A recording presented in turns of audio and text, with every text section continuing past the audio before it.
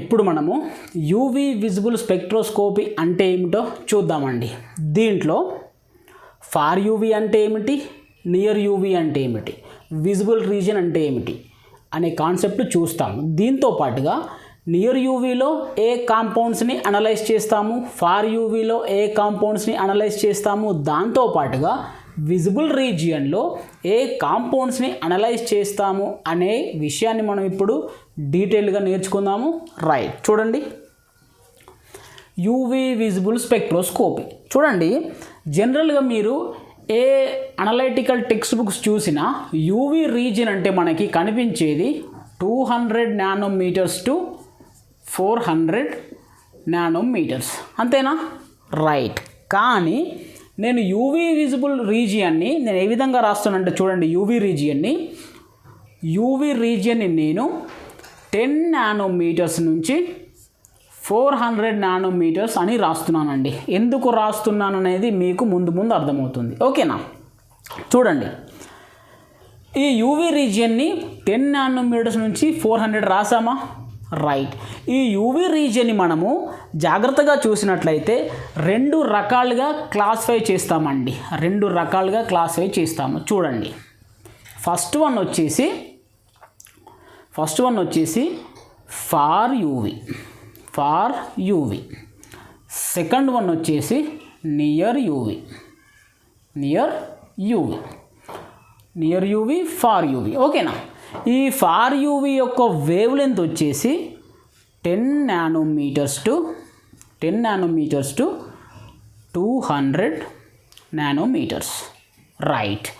Near UV వచ్చేసి 200 nanometres to 400 nanometres, ఓకేనా?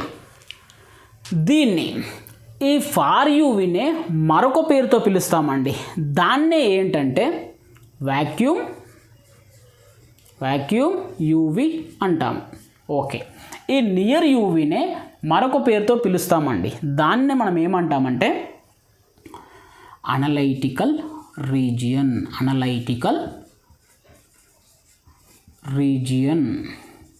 ఓకేనా? రైట్. ఫార్ యూవీని ఎందుకు వాక్యూమ్ యూవీ అన్నాము, 200 నియర్ యూవీని ఎందుకు అనలైటికల్ రీజియన్ అన్నాము అనే కాన్సెప్ట్ని మనం నేర్చుకుంటాము. జాగ్రత్తగా వినండి. ఈ ఫార్ యూవీ లేదా అనలైటికల్ యూవీలో ఏ కాంపౌండ్స్ని మనం అనలైజ్ చేస్తాము, ఈ అనలైటికల్ రీజియన్లో ఏ కాంపౌండ్స్ని మనము అనలైజ్ చేస్తాము అనే కాన్సెప్ట్ మనకు వెరీ వెరీ ఇంపార్టెంట్ అండి. చూడండి, వాక్యూమ్ యూవీ లేదా ఫార్ యూవీలో మనము కేవలం ఆల్కేన్స్ని మాత్రమే అనలైజ్ చేస్తామండి. ఆల్కేన్స్ అంటే ఏంటి మరి? సింగిల్ బాండ్ కలిగినటువంటి హైడ్రోకార్బన్స్నే మనము ఆల్కేన్స్ అంటాము. మరి ఆల్కైన్స్ అనేటివి దేంట్లో అనలైజ్ చేస్తాము అని అంటే చూడండి,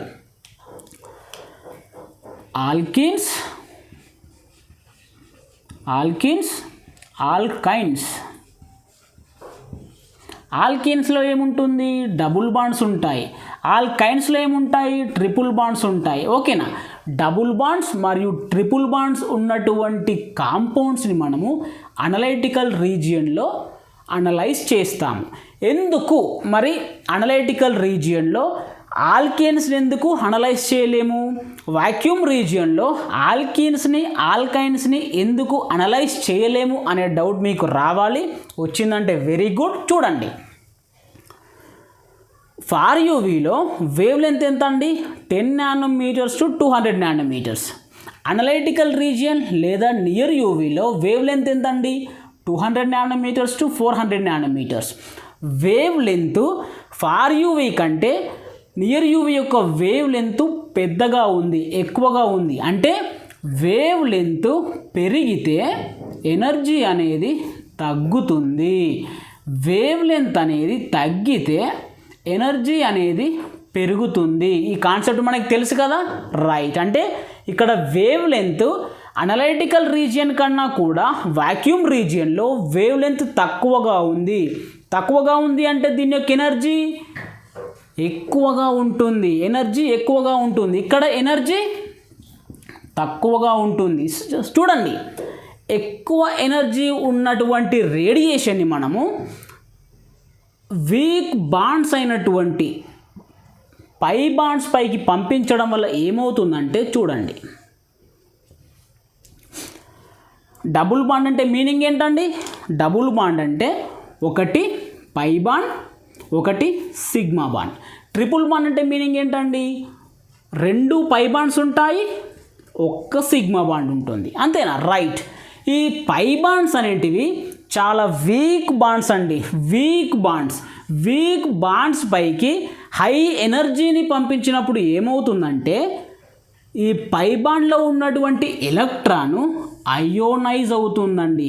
అయోనైజ్ అవుతుంది. అయోనైజ్ అవ్వడం అంటే ఏంటంటే చూడండి, ఒక మాలిక్యూల్ కానీ ఒక యాటమ్ కానీ దానిపైకి ఎనర్జీని పంపించి దాని వేలెన్సీ షెల్లో ఉన్నటువంటి ఎలక్ట్రాన్ని కంప్లీట్గా రిమూవ్ చేసేయడాన్ని మనం ఏమంటామంటే అయోనైజేషన్ అంటాము.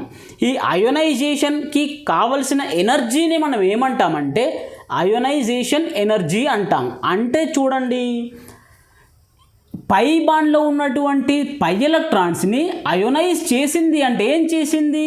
ఫార్ యూవీ లేదా వాక్యూమ్ యూవీ ఈ ఎలక్ట్రాన్ని కంప్లీట్గా అయోనైజ్ చేసింది. అయోనైజ్ అయ్యింది అంటే ఆ ఎలక్ట్రాన్ ఏమైపోయింది? ఆటం నుంచి రిమూవ్ అయిపోయింది. అందుకోసమనే ఆటం నుంచి ఎలక్ట్రాన్ రిమూవ్ అయిపోయిందంటే ఆ కాంపౌండ్ యొక్క physical properties, chemical properties change అవుతాయి. కానీ మనం ఏం చేయాలి?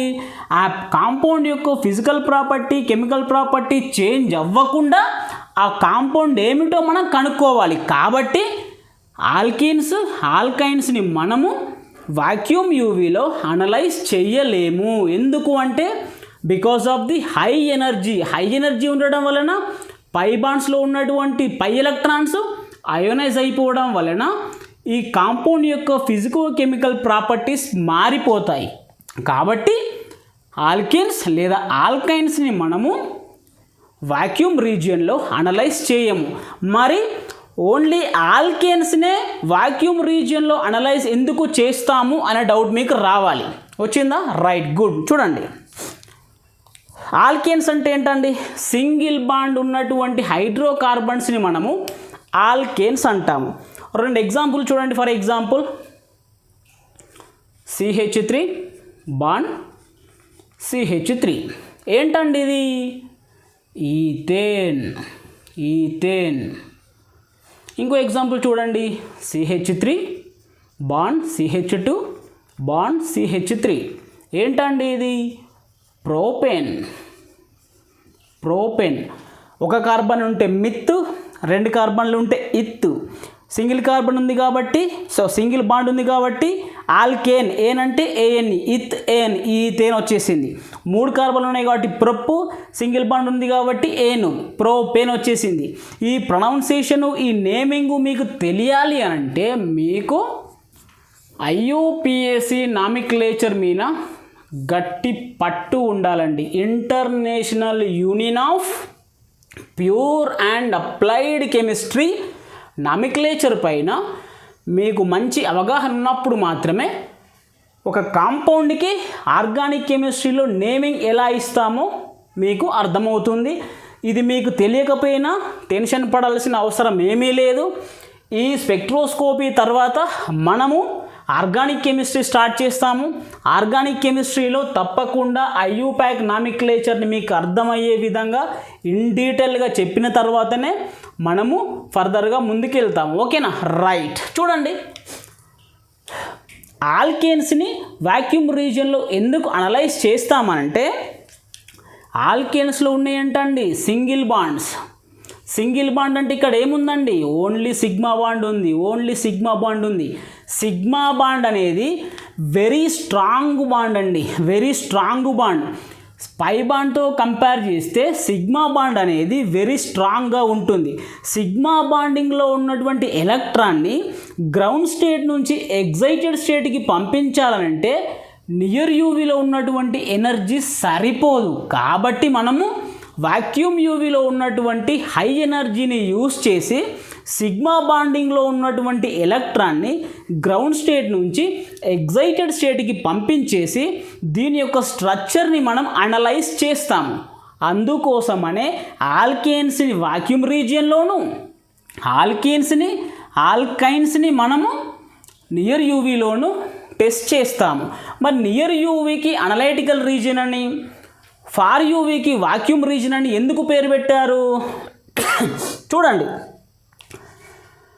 జనరల్గా మన ఫార్మస్యూటికల్ ఇండస్ట్రీలో ఉన్న కాంపౌండ్స్ అన్నీ కూడా దాదాపుగా 99% ఆఫ్ డ్రగ్స్ అన్నీ కూడా డబుల్ బాండ్స్, ట్రిపుల్ బాండ్స్ని కలిగి ఉంటాయండి.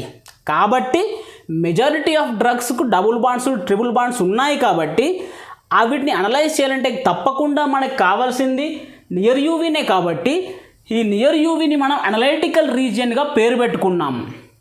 చాలా తక్కువ వాటికి మాత్రమే సింగిల్ బాండ్స్ ఉంటాయి కాబట్టి, జస్ట్ హైడ్రోకార్బన్స్కే ఉంటాయి కాబట్టి, ఈ హైడ్రోకార్బన్స్లో కూడా మళ్ళీ ఆల్కేన్స్ ఉన్నాయి కాబట్టి కేవలం ఆల్కేన్స్ని అనలైజ్ చేయడానికే వాక్యూమ్ రీజియన్ వాడతారు. కాబట్టి దీంట్లో మనము ఎక్కువ అనాలిసిస్ చేయం. కాబట్టి ఈ రీజియన్కి వాక్యూమ్ రీజియన్, వాక్యూమ్ అంటే శూన్యం, దెర్ ఇస్ నో నథింగ్ అని అర్థం అండి. అక్కడ ఏమీ లేదు అని అర్థం వాక్యూమ్ అంటే. ఓకేనా?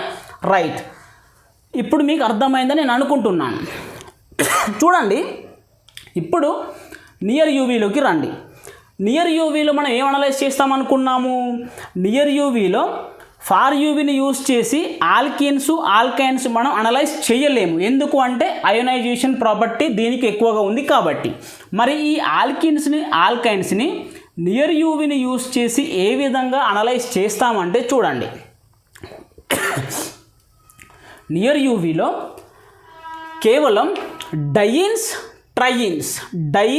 ట్రయిన్స్ ఉన్నటువంటి, అంటే డయిన్ అంటే 2 డబుల్ బాండ్స్ ఉంటే డయిన్స్, ట్రయిన్స్ అంటే 3 డబుల్ బాండ్స్ ఉంటే ట్రయిన్స్. ట్రయిన్స్ అంటే ఒక స్ట్రక్చర్లో 2 డబుల్ బాండ్స్ ఉంటే అది డయిన్, ఒక స్ట్రక్చర్లో 3 డబుల్ బాండ్స్ ఉంటే అది ట్రయిన్. అంటే ట్రయిన్స్ని మనము నియర్ యూవీలో అనలైజ్ చేస్తామండి. ఈ ట్రయిన్స్ అంటే ఏమిటి అనేది మీకు ఐయుపాక్ నామిక్లేచర్ అప్పుడు చాలా డీటెయిల్గా చెప్తాను, ఏం టెన్షన్ పడకండి. అంటే చూడండి, జనరల్గా సింగిల్ బాండ్ ఉంటే ఆల్కేన్స్, డబుల్ బాండ్స్ ఉంటే ఆల్కేన్స్, ట్రిపుల్ బాండ్స్ ఉంటే ఆల్కైన్స్, అంతే కదా? రైట్. నియర్ యూవీలో మనం చేసేది ఏంది? ఆల్కైన్స్ని చేస్తాం. అంటే చూడండి, amino acids, for example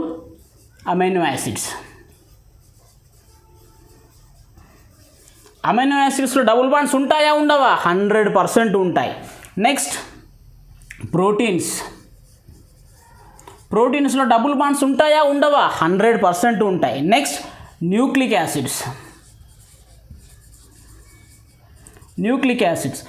యాసిడ్స్లో double bonds ఉంటాయా ఉండయా? 100% ఉంటాయి. చూడండి, amino acids are the building blocks of the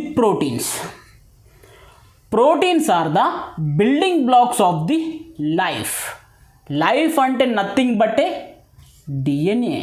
డిఎన్ఏలోనే మన జీవిత చరిత్ర మొత్తం రికార్డ్ అయి ఉంటుందండి. చూడండి, amino acids are the building blocks of the proteins are the building blocks of the life అంటే లైఫ్లో ఏమి ఉండాలి? మళ్ళీ లైఫ్లో డిఎన్ఏ, ఆర్ఎన్ఏ లాంటి న్యూక్లిక్ యాసిడ్స్ ఉంటాయి కాబట్టి దాన్ని మనం లైఫ్గా కన్సిడర్ చేస్తాం. ఓకేనా? రైట్. అంటే నియర్ యూవీలో అనలైటికల్ రీజియన్లో nucleic acids, DNA, RNA, proteins, amino acids, number of drugs అన్నీ కూడా, మెజారిటీ డ్రగ్స్ అన్నీ కూడా నియర్ యూవీలో అనలైజ్ చేస్తాం. ఎందుకు అనంటే వాటిలో ఆల్కీన్స్ ఉన్నాయి, ఆల్కైన్స్ ఉన్నాయి. చూడండి, సింగిల్ బాండు, డబుల్ బాండు, మన ఇక్కడ చూడండి, యూవీ విజిబుల్ స్పెక్ట్రోస్కోపీలో మనం స్టడీ చేసేదే కాంజుగేటెడ్ సిస్టమ్స్ కదా. కాంజుగేటెడ్ సిస్టమ్స్ అంటే ఇక్కడ మనం డిస్కస్ చేసేది ఏంటండి? ప్రతిదీ కూడా బాండ్స్ పైన డిపెండ్ అయ్యామని డిస్కస్ చేస్తున్నాం, అంతే కదా? రైట్. ఇంకొకటి ఏంటి?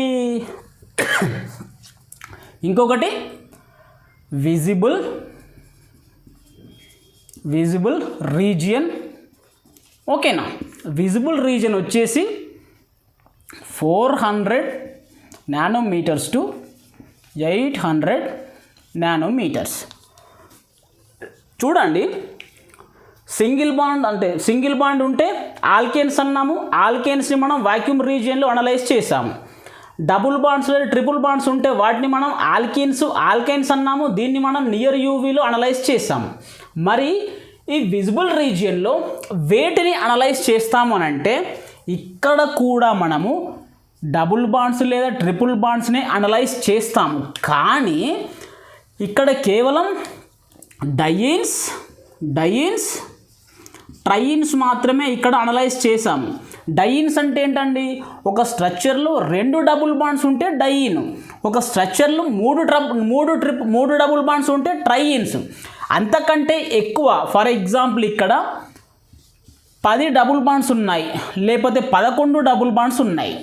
వీటిని అనలైజ్ చేయనీకి మనము విజిబుల్ రీజియన్ని వాడతామండి. మరి ఎందుకు? ఈ 10 డబుల్ బాండ్స్ ఉన్నా 11 డబుల్ బాండ్స్ ఉన్నా కూడా మనము నియర్ యూవీలోనే ఎందుకు అనలైజ్ చేయరాదు, ఎందుకు చేయకూడదు అని అంటే చెప్తాను, వినండి. డబుల్ బాండ్స్ సంఖ్య, నెంబర్ ఆఫ్ డబుల్ బాండ్స్ పెరిగే కొద్దీ ఆ మాలిక్యూల్కి ఉన్నటువంటి మాలిక్యులర్ ఎనర్జీ తగ్గుతుందండి. నెంబర్ ఆఫ్ డబుల్ బాండ్స్ లేదా ట్రిపుల్ బాండ్స్ పెరుగుతున్న కొద్దీ ఆ మాలిక్యూల్కి ఉన్నటువంటి మాలిక్యులర్ ఎనర్జీ తగ్గుతుంది. అంటే ఏంటి? మన ప్రిన్సిపల్ ఏంటి చూడండి, photon energy plus molecular energy interact అవ్వడం వల్ల మనకు స్పెక్ట్రమ్ వస్తుంది. అంతేనా? మనం ఏమనుకున్నాము, మాలిక్యులర్ ఎనర్జీకి సరిపడేటువంటి ఫోటాన్ ఎనర్జీ వచ్చినప్పుడు మాత్రమే ఈ రెండు ఒకదానికొకటి ఇంటరాక్ట్ అయ్యేసి మనకు స్పెక్ట్రాన్ని ఇస్తుంది అనుకున్నాం కదా. రైట్. చూడండి, ఇక్కడ నెంబర్ ఆఫ్ డబుల్ బాండ్స్ పెరుగుతున్నాయంటే దీని యొక్క ఎనర్జీ తగ్గుతుంది. ఏ ఎనర్జీ? మాలిక్యులర్ ఎనర్జీ తగ్గుతుంది అని అర్థం. మాలిక్యులర్ ఎనర్జీ తగ్గినప్పుడు మనకి ఫోటాన్ ఎనర్జీ కూడా దానికి సరిపడా ఫోటాన్ ఎనర్జీని పంపించాలి కదా, పంపించాలి. రైట్. ఇక్కడ ఎనర్జీ తగ్గినప్పుడు ఫోటాన్ ఎనర్జీ కూడా తగ్గాలి అని అంటే ఎలా? వేవ్ లెంత్ పెరగాలి కదా. వేవ్ లెంత్ పెరిగితే ఫోటాన్ ఎనర్జీ, వేవ్ లెంత్ పెరిగితే దాని యొక్క ఎనర్జీ తగ్గుతుంది. అంటే చూడండి, దీనికంటే విజిబుల్ కంటే నియర్ యూవీ యొక్క వేవ్ లెంత్ తక్కువ, అంటే ఎనర్జీ ఎక్కువ. దీనికంటే ఫార్ యూవీ యొక్క వేవ్ లెంత్ తక్కువ, అంటే ఎనర్జీ ఎక్కువ. ఈ రెండు సందర్భాల్లో కూడా ఎనర్జీ ఎక్కువగా ఉంది. దేనికంటే విజిబుల్ రేడియేషన్తో కంపేర్ చేస్తే ఫార్ యూవీ నియర్ యూవీ యొక్క ఎనర్జీ ఎక్కువ. కాబట్టి తక్కువ ఎనర్జీని మనం ఇక్కడ సప్లై చేసి ఎక్కువ డబుల్ బాండ్స్లో ఉన్నటువంటి ఎలక్ట్రాన్స్ని మనము ఎగ్జైటెడ్ స్టేట్కి పంపించాలి. కాబట్టి తక్కువ ఎనర్జీ ఉన్నటువంటి మాలిక్యూల్స్ కాబట్టి మనము విజిబుల్ రీజియన్లో వేవ్ లెంత్ ఎక్కువగా ఉంది కాబట్టి దీని యొక్క ఎనర్జీ తక్కువగా ఉంటుంది. ఈ తక్కువ ఎనర్జీని ఈ తక్కువ మాలిక్యులర్ ఎనర్జీ కలిగినటువంటి మాలిక్యూల్స్ పైకి పంపించడం వలన గ్రౌండ్ స్టేట్లో ఉన్నటువంటి ఎలక్ట్రాన్స్ ఎగ్జైటెడ్ స్టేట్కి వెళ్తాయి. ఈ ఎలక్ట్రాన్ ట్రాన్సిషన్స్ మనం మెజర్ చేసి స్పెక్ట్రమ్ రూపంలో రిపోర్ట్ని తయారు చేసుకొని దీని యొక్క చరిత్ర అంతా నేర్చుకుంటాం. ఇదండి ఏంటి యూవి విజిబుల్ స్పెక్ట్రోస్కోపీ. ఈ కాన్సెప్ట్ మీకు అర్థమైంది అని నేను అనుకుంటున్నాను. దీంట్లో ఏదైనా డౌట్ ఉంటే డెఫినెట్గా కామెంట్ రూపంలో అడగండి, నేను మీకు ఎక్స్ప్లెయిన్ చేసే ప్రయత్నం చేస్తాను. Thank you. వీలైతే లైక్ చేయండి, కామెంట్ చేయండి, సబ్స్క్రైబ్ చేసుకోండి మీకు పాసిబుల్ అవుతాయి. ఓకేనా? రైట్. Thank you.